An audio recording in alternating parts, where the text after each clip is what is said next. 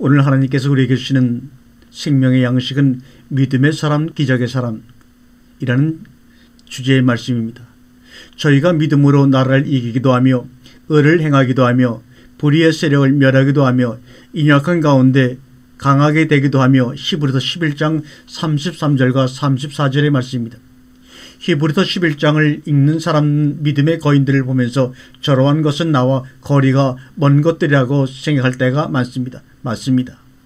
어떻게 범인에 불과한 우리가 사자의 입을 막으며 불의 세력을 멸하며 칼날을 피하며 전쟁에 용맹하며 이방의 적을 파할 수 있으며 희롱과 채찍질과 옥에 갇히는 시험과 돌로 치는 것과 톱으로 껴서 죽음을 당할 수 있겠는가.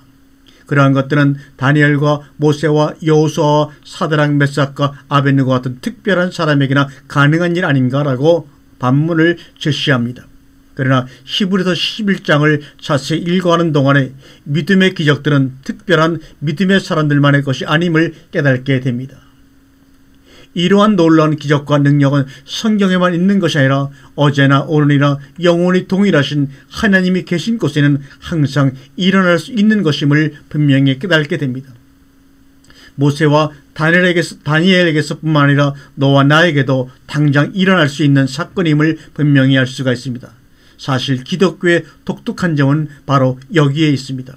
즉 범인에 불과한 너와 나에게서도 하나님의 놀라운 믿음의 기적이 일어나는 것입니다. 첫째로 히브리서 11장에 소개되는 모든 기적과 능력은 믿음의 사람들에게 일어났습니다. 지혜의 사람도 아니고 지식이 많은 사람에게도 아니고 부와 권세 사람이나 지도자이거나 지위가 높거나 특별한 재능의 사람에게 이러한 기적과 능력이 나타나는 것이 아니라 믿음의 사람들에게 일어났습니다.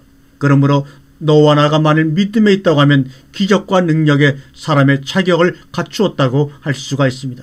두 번째로 믿음은 우리의 마음을 예수 그리스도께 쏟아 붓는 것을 말하기 때문에 그의 신분의 고하를 막론하고 그 마음을 주님께 헌신하기만 하면 기적은 일어납니다.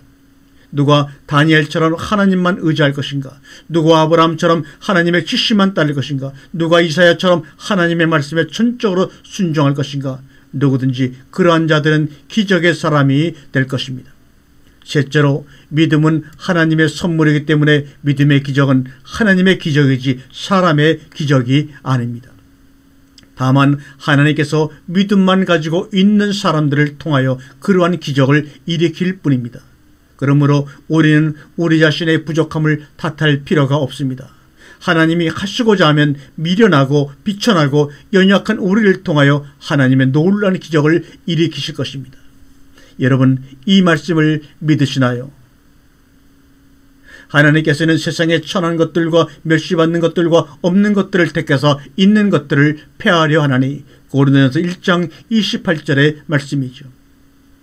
지난 세기 동안 선교사의 아버지라고 불리는 허디슨 테일러의 선교사님의 생애만큼 사람들에게 감명과 많은 영향을 준 사람은 없을 것입니다. 그의 위대한 기적의 비밀이 무엇일까요? 허디슨 테일러는 중세기의 성 프란시스처럼 다음과 같이 말했습니다. 주님은 자기 마음대로 사용하실 수 있는 가장 약한 사람을 찾고 있었는데 나에게서 바로 그 조건을 찾으셨기 때문에 나를 사용해서 일하신 것입니다. 얼마나 감동적이며 귀한 말씀입니까? 미국의 무디 성생은 말하기를 하나님은 우리가 너무 뛰어나고 너무 똑똑하고 너무 지혜로워서 우리를 사용하지 못했습니다. 오히려 너무 부족하기 때문에 하나님이 사용하지 못할 사람은 세상에 없습니다라고 고백하고 있습니다. 수많은 하나님의 종들이 실패하고 좌절에 빠지는 것은 그들이 약하기 때문이 아니라 하나님의 의지에 전적으로 순종하지 못하게 하는 어떤 것들이 있기 때문입니다.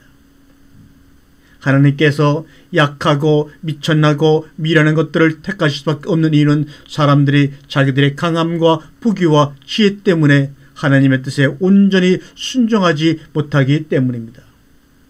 믿음의 사람들은 자기를 완전히 부인하고 하나님께 완전히 순종하여 하나님 말씀하실 때 거스르지 아니하는 사람들입니다. 하나님은 이러한 사람들을 통하여 기적을 일으키십니다. 약복강가의 야곱을 생각해 보세요. 그는 하나님의 사람과 밤새 겨루었습니다. 밤이 새어갈 때 하나님의 사람은 야곱의 환도뼈를 쳐서 위결시켰습니다. 그 후에야 하나님의 사람은 야곱을 축복하며 이스라엘이라는 새 이름을 주었습니다. 이것은 놀라운 진리를 우리에게 가르칩니다. 우리는 우리의 의지를 가지고 하나님과 씨름합니다. 나의 뜻을 관찰하고 싶어합니다. 나의 자아를 내세우고자 합니다. 나의 이름이 영광을 얻고 싶어합니다. 내가 살아서 하나님과 씨름하는 동안 우리는 헛된 씨름을 하고 있는 것입니다. 이러한 나의 사람들을 위하여 하나님은 환도뼈를 쳐 탈골시킵니다. 그래서 인간 나를 깨뜨리십니다. 하나님의 뜻을 거스리는 모든 강함과 지혜와 부귀를 먼저 깨뜨리시고 하나님께 완전히 순종하게 하신 후에 그를 사용하시고 그를 통해 믿음의 기적을 일으키시는 분이 바로 우리의 아버지 하나님입니다. 사랑하는 여러분, 우리의 약함은 장애물이 아닙니다. 오히려 하나님의 기회가 됩니다. 전적으로 순종하고 하나님밖에 의지할 이가 없음을 깨달아 알게 합니다. 믿음의 사람, 기적의 사람이 되게 하십니다. 바로 오늘 이 시간에 말입니다. 이제 누가 자기를 부인하고 주님께 완전히 순종하여 주님이 쓰시는 사람, 기적의 사람이 되려는가? 하나님은 당신을 사용하여 기적의 사람을 삼으십니다. 당신이 기적의 사람이 되기 위하여 당신 오늘 무엇을 할 수 있는가? 곰곰이 생각하는 귀한 시간 되기를 주님의 이름으로 축원합니다. 아멘.